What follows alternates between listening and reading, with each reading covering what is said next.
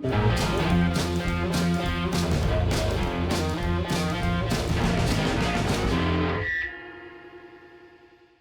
everyone, David C. Anderson from the KnifeCenter. We're here at SHOT Show with at the Spyderco booth. We're talking to Eric Glesser, and we wanted to pick your brain a little bit because I think the news on the tip of everyone's heads right now is still the fact that Crucible Steel is going bankrupt, basically. Yeah. And when we're talking high performance knife steels, Spyderco obviously is one of the leading companies that does real high performance knife steels.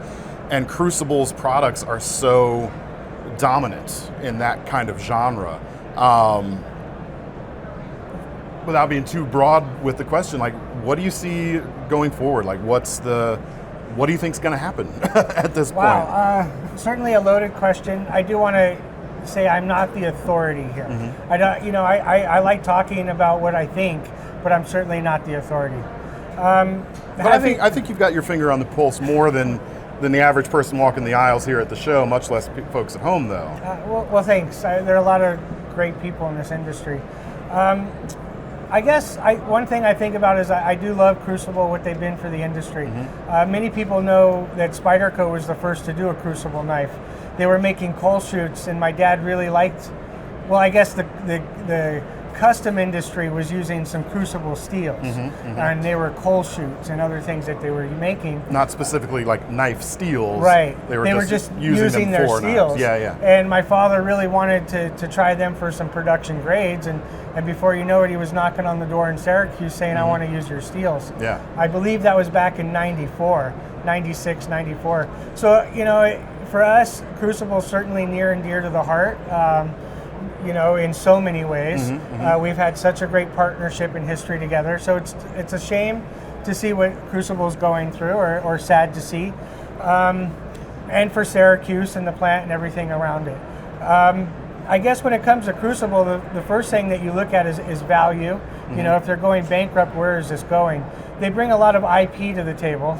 So who owns the name for S30V, 35, S90V, or MagnaCut, CPM, MagnaCut, right? Yeah. And so all these grades are patented, and somebody created them. After a certain amount of time, those patents and the market opens up, and they're more freely able to be made. But the trademarks may not. Right, and so the IP becomes one of the most valuable things for them, because some other foundries can make some of these grades probably very nicely, but can they bring it to the market so that the market knows it's S30V? Right. And so I know that right now that's certainly a big discussion about what's going on with the names of these grades and who is going to buy some of these grades and hopefully continue to bring them to the market. They're such loved grades by so many people. Frankly, millions of people world round, love these grades and have bought these grades. And I really hope that they can find a way to continue to bring these grades to the market, particularly made in America. But, the steel industry as a whole is on a renaissance. It really has been. Where steel is being made, how it's being made. Right now, some of these grades are being made in places like China. China is a very emerging nation, has been for decades, for centuries, frankly. As many people know, I travel back and forth. I've gone to places that were villages, that are highways and high-speed trains, and they're an emerging nation, and they have very nice foundries. And you look at Crucible's foundries and some of the American foundries, we certainly have to keep our game up. And so there are steels like Chinese-made, M390s, and they're even starting to play with their own MagnaCuts and things like that. And so we've even seen some of these and gotten pieces of them. And so, the industry as a whole is on a renaissance. The yuan is 7-to-1 typically. And if you buy a steel in America and it's anywhere from $15 to $30 a pound for some of these grades, and then you go to China and maybe they're charging $4 to $6 or dollars, it's very hard to compete. Yeah. Even if the price doubles on something like that. Even if you have a 200% tariff, and so a lot of it is going to become, where does this steel industry go? Can we become, efficient in our development? What Laren's able to do with things like MagnaCut and Proto X, which I know some people are playing with, this is a lot of where the industry is going. Is can I be more innovative and create that? But they're doing it too, right. And so we have to compete here. And so I think that for us, we're going to do them all. I really hope that somebody in America can buy these grades, can make these grades, can continue to bring these grades to the market and compete. There will always be an evolving steel market, and the knife industry gets a front row seat at this, right? Because we're making it to its finest points and the tightest tolerances with a passion. Right. That's the passion is such a key thing. But on that point, I got to ask you, like, one of the sort of talking points that I've heard and people are mentioning is the portion of Crucible's business and any steel company's business of what they do being knife related is so small. Do we have enough clout to keep these grades going at other foundries, do you think? I think that it depends who buys it, how they want to make it, what the profits are on a lot of that. But fortunately for the knife industry is we get to ride on the coattails of other industries. The car industry, the aeronautics industry, the space industry. I mean, there's so much emerging steels that are coming out from other industries. When we got into Crucible steels, it was because of coal chutes. When we got into LC200N, it was because of NASA. That was a NASA thing, wasn't it? Yeah. And so, there are always going to be these evolutions and these pushes in steels. Can we find them? Can we source them, even if we have to ride on the coattails a little bit? That's part of the game of steel. Now, sometimes you can convince a foundry to make something for you and buy enough of it that it's worth a while, a bit, or worth it. Also sometimes it's a flagship piece.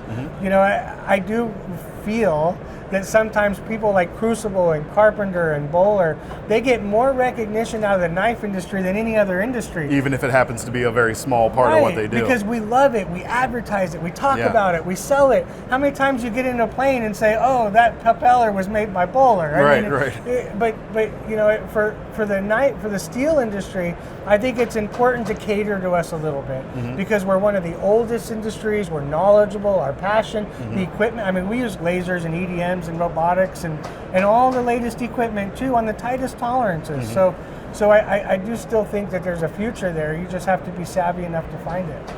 And so what I think the subtext of what you're saying also is we're still going to have high performance steels. We're still going to have high performance steels. I think with every market and everything in life, you ebb and flow. Well, there'll be times when steels are less available. I remember in 2008, it was let's get purchase orders so we can stay in the market, and before you knew it, industries were supporting the steel industry and getting them purchase orders so that we could all keep going. And that was when Carpenter joined the knife industry. I don't know if you remember the history, but that's when they started playing into the knife industry, and they brought a lot more grades and pushed the evolution a little bit further. And so, will there be ebb and flow? Yes. I certainly think so. I think what plays in right now, though, is going to be where in the world is this stuff made? Out of what foundry, at what cost, and its performance, and everything that goes along with it. Steel is the foundry of production. We can't be a nation of farmers and doctors and lawyers, and we have to make things. And without making steel, if we're buying all of our steel from overseas, it's going to be a lot harder to compete. And so, I think I'm really hoping that somebody takes on the challenge of continuing to bring these grades out. I know Niagara is involved. I have to give hats off to Niagara. They are the distributor of Crucible steels. They are the distributor of so many other steels as well. They really help carry this industry along. I don't think that a lot of people outside of the manufacturing world oftentimes know how often one or two vendors plays such a big role in everybody's success. And I think that's what some people are worried about is like when one of those linchpins gets pulled, what are the effects down the line? One of the beautiful things about our knife industry, though, is everybody sticks around. We've been here a long time. I've been working with, my father worked with the fathers and grandfathers. I work with the children and grandchildren. The same people at Niagara were there decades ago, the same people that are in most of these companies. And so we're all working together to keep the oars paddling and keep that boat moving forward. You know, we all want to be successful together. Well, and to your point, like whoever winds up, you know, taking on what's left of Crucible now, like I sure hope the folks are going to be taken care of. Yeah, you know, and Niagara is going to make sure that to help them out. You know, I would certainly think that if a company is considering taking on these challenges, to know that people like Spyderco and people like Niagara are going to support that challenge. Would I make a Spyderco Chinese MagnaCut? Not in a hurry. You know, they worked very hard to develop that steel. And Niagara and Crucible kept it for America and the Western Hemisphere, if you will. And though the Chinese may be making a copy, if you will, you know, would I make some? Likely not. I never say never to anything, though. I just hate to close books completely. Well, I mean, the world 5 years from now could look very different than right now. But I'm certainly not in a hurry. Right. But they're also making steels like M390. Equivalent, you know, M390 equivalents. Right, which has been sold in China for a very long time. And so as Spyderco, you know, we make knives in China and Taiwan, Italy, Japan, America. I mean, we like to source all kinds of designs from all kinds of lots and all kinds of materials from all around the world. Well, you like to follow the performance too. Right, so you can be a part of all of these things. You know, if you're not a part of it, then you're on the outside looking in. And so we're definitely a part of the worldwide, you know, markets. You know, one of the things my dad used to say growing up is the opposite of war is trade. You know, and so we're in, you know, we distribute one of the oldest products around the world in a sense of trade. And how are we going to find the best path forward for that? In the end, though, I really am I do believe that the people at Crucible and Niagara will figure this out. That S30V is not going away. You know, I really do believe it. Well, Eric, appreciate your time, appreciate your insight, and sharing it with us and sharing it with the viewers. Thank you. And your passion, of course, as well. Yeah, thank you. I appreciate the time. Great conversation. Thank you so much. Thanks, folks. Thanks.